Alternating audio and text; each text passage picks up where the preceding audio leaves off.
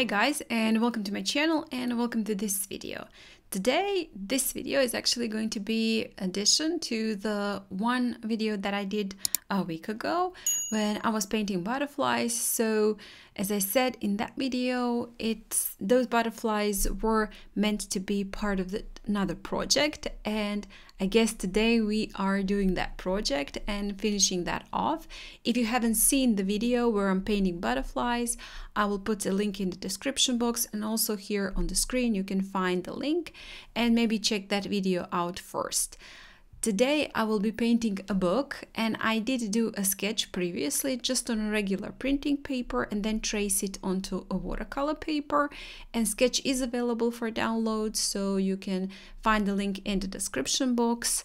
Go ahead and download it for yourself and then just join in, or maybe you want to make a sketch yourself. That is just up to you.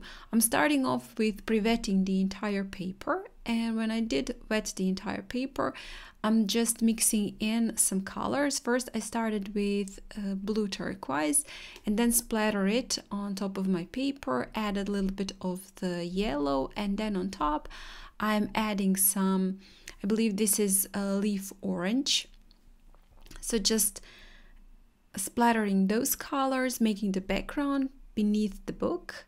I do want it to make it look a little bit, you know, whimsical, a little bit romantic, fairy tale like. So all the colors and just everything I do is really very realistic. It's going to be a very nice and I guess vintagey look, and a little bit of the, I guess, looser look. So for the book, as I said, I'm using leaf orange and also added a little bit of the brown on top and just painted in the edges and some details. I left it to dry completely since my paper was wet. Paint did bleed all around. I don't mind that. Now we will be doing the details and doing those harsher edges on the book. But also I did wanted to add one little stain to my book, if I can say that. This is going to be an old vintage book, so you know how they have some stains from the water or for just moisture in the air. So I'm just adding those puddle of paint diluted with water to create that vintage look. I'm leaving that to dry completely. This time I did not wet the paper. I'm painting on a dry paper, but I am using quite amount of the water. All the materials I'm using are listed in the description box, so if you are interested in something, want to check something out, you can find it there. Now again, just going on top of the sides of my book, adding that leaf orange and also adding a little bit of the brown, especially to the central part, you know, where the crease of the book is. And this time I'm using this Lebensen brush. I do love to use that one for details, line work, using also a little bit of the dark brown. And also adding it at the bottom where I believe the edge of my book is, and then with just a little bit, tiny bit of the water, I'm going around that center, just adding a little bit more paint there to make that edge a little bit less harsher. And you can see how when I added the water, I have some bleeds. I do love that. It makes it look even more old and vintagey. And just adding the brown for the book covers at the bottom and also on the sides, one and the other. This is dark brown.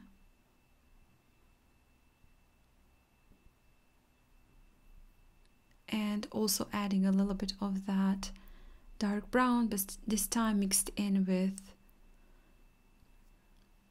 a lighter brown to create the pages. A little bit more with the water also on the other side. I do want to make the left side a little bit lighter to make it look like it's more on the light, while the right side is a little bit more in the shadow. So I'm gonna use a little bit darker paint and colors on the right side doing the pages, and a little bit lighter on the left side, also doing pages on that side. Just lines. You can see that my lines aren't full, they're broken. So just don't make like 10, 15, 20 straight lines. Make them broken, make them, you know, some are a little bit thicker, some are a little bit thinner. It will just add more to the believability, if that's even a word. So now I'm using a little bit also yellow, as I said, on the left side, which I want to make a tiny bit lighter, and some dark brown at the bottom. Just do as much details as you like. My paint is drying, it's wet, so when I add those colors, in some parts are gonna bleed, some parts not. Also adding the edge at the top and just feathering out with the clean water. I left this to dry completely, and now painting in again a little bit more of the details. And I do love painting books, old vintage books. I just love that. There are many tutorials on my channel on painting old books. There's just something, the smell, and I guess I love old books and I love to paint them. So just make it as dark, as details as you like. You don't have to go into so many details as I did here. You can just do a lot less,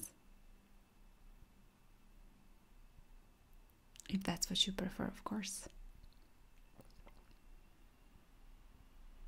A bit more of that darker brown on the sides. And now I will be using this distress marker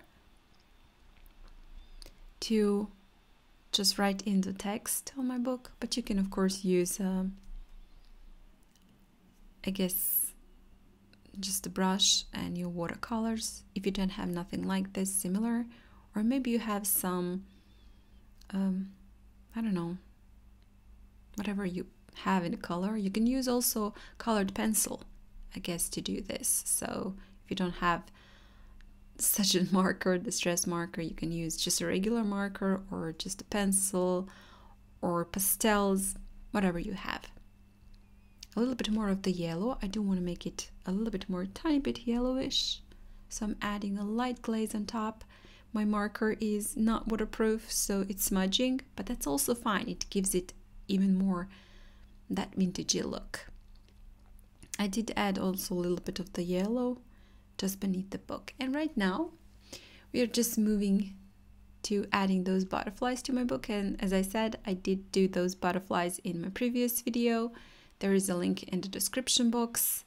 You also have a sketch available, so you can just do that also and join in. Or maybe you just want to make that two separate projects. That's also fine. I'm just cutting out my butterflies. I'm gonna cut all of them, and two dragonflies I actually have also there on that paper. So every single detail needs to be cut. But with the power of the editing, I'm gonna make that a tiny bit faster. So I guess, and there you go. I've cut them all. So I'm just looking where I'm gonna place them on my book, and I'm just slightly you know, making them a bit more 3D folding. And I'm gonna be using this stamping distress oxide ink, but you can of course use just sponge and watercolors, or your brush and watercolors. I do have many tutorials where I just added the edges with watercolors. That's also fine. I guess I'm lazy today. This was just next to me and I wanted to put in that ink. So I'm just adding that to the edges. I will also link that in the description box if you find that interesting and something that you would like to use in a project. And just looking where I want to put all of them, how I want to, I guess, place them on my painting. And now I'm just using two-sided tape. But of course, if you don't have a two-sided tape, you can of course use just a regular glue or a glue gun. This was the fastest for me, so I decided to use this two-sided tape to glue all of them down.